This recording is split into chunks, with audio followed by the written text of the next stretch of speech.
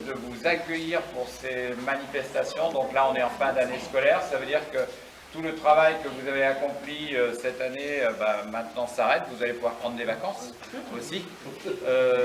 Mais bon, c'est vrai que c'est pour nous, municipalité, un moment fort. Pourquoi? Parce que vous êtes des exemples. Je veux dire qu'on a peu de communes similaires à la nôtre avec des bénévoles qui, depuis, on le disait tout à l'heure, depuis 2001, je ne sais pas si vous imaginez, depuis 2001, nous avons des bénévoles qui gracieusement, bénévolement viennent donc sécuriser, et là le mot est fort, sécuriser nos enfants, sécuriser le trajet de nos enfants, hein, de notre commune, qui puissent se déplacer en toute sécurité entre leur école et le restaurant scolaire.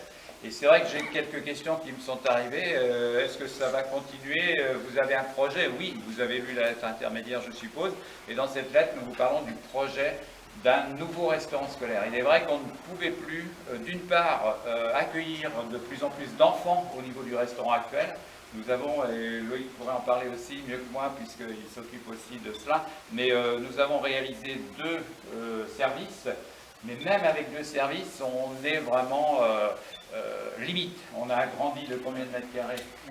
23 mètres carrés. Vous voyez, on a été obligé d'agrandir derrière de 23 mètres carrés pour donner un petit bol d'air, j'allais dire, aux personnes qui servent les repas. Mais même dans cette nouvelle organisation, les enfants ont très peu de temps pour manger, un décalage de quelques minutes, j'allais dire, au niveau de l'école, d'une des 2 écoles d'ailleurs, et ça enclenche derrière des difficultés énormes. Donc on ne pouvait pas continuer. Ce qui dénote d'ailleurs que notre commune est en pleine évolution au point de vue des jeunes. C'est très bien, on peut s'en féliciter. Donc nous allons construire un restaurant, un nouveau restaurant cuisine centrale en face de l'école publique. Hein, de l'autre côté de l'école publique, vous savez qu'il y a un parking. Donc ce parking sera réservé pour ce restaurant et nous allons aussi en profiter pour faire 2 classes, puisque l'école publique, actuellement c'est 8 classes et j'allais dire demain ça va être 9. On est limite 9 cette année et tel que l'on voit l'évolution, les naissances, souvenez-vous au vœu du maire pour celles et ceux qui étaient présents, 51 naissances l'année dernière, 46 l'année d'avant, donc ça veut dire que tout ça, ça va nous faire beaucoup d'enfants pour nos écoles et on voit actuellement que les flux se dirigent plus vers le public privé, donc il faut être capable d'absorber cela et c'est pour ça qu'on va construire 2 classes supplémentaires, une classe qui va permettre d'annuler le local. Vous savez, on a loué un module en précipitation, hein, puisque là il fallait répondre très vite à une ouverture de 8e classe. C'est une location, ça nous coûte cher. Cette 8e classe qui n'était que temporaire est devenue définitive, donc autant construire quelque chose à côté donc, de ce restaurant. Alors évidemment, les traversiers, alors j'ai pas fini par contre, le restaurant principal là-bas, pour l'école publique, et ici cette salle va être complètement relookée. Cette salle va être complètement mise aux normes, puisqu'il fallait aussi la mettre aux normes accessibilité handicapée, et surtout normes thermiques. C'est un bâtiment qui n'a aucune isolation au mur, qui est en simple vitrage, qui nous coûte très cher en conservation, qui permettra donc de recevoir les repas conçus et réalisés à l'école, disons au restaurant principal, et qui seront livrés ici. Et cette salle pourra aussi, donc, on continuera d'accueillir aussi, bien sûr, les Compirois qui veulent faire des manifestations, les associations qui veulent faire aussi des manifestations. Donc on essaiera de combiner ça, c'est pour ça qu'il est programmé aussi une salle complémentaire ici pour stocker les tables et les chaises. Donc, l'école privée n'a qu'à traverser la route Charles de Gaulle et l'école publique n'a qu'à traverser la Vieille Victoire. Conclusion, comme m'ont dit certains, on va être au chômage. Mais attention, cela se passera en principe septembre-décembre 2016. Vous voyez, donc on a encore l'année scolaire 2007. L'architecte a été sélectionné, il est en train de travailler dessus, le permis devrait être déposé dans un mois à peu près. Donc le temps administratif, on estime jusqu'à la fin de l'année, et la partie travaux, allez, 10 mois, 1 an.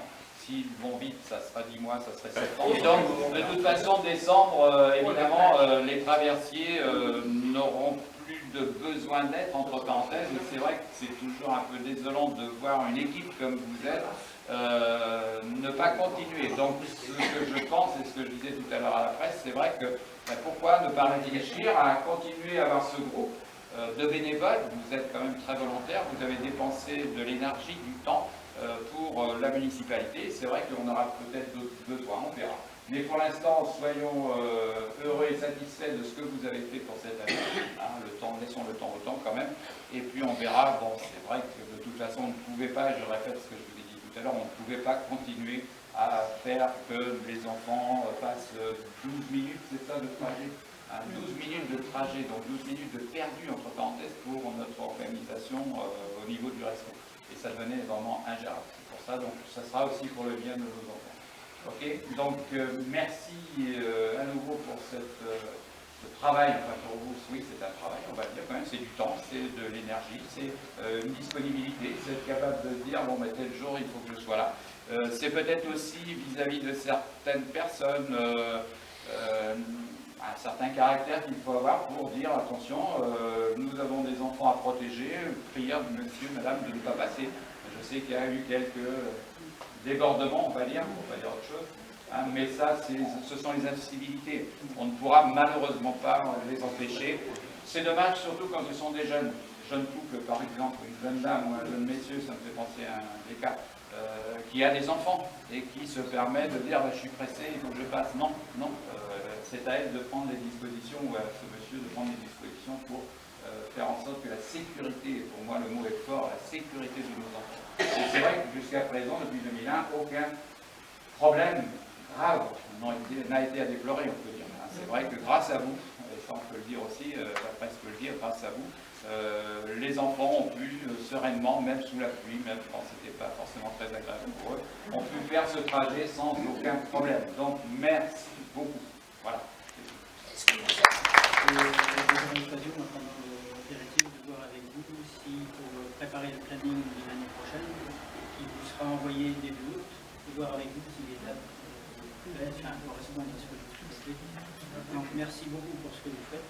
Je voudrais aussi remercier les dames qui ont préparé l'apéritif, notamment Annie. Merci. Merci beaucoup.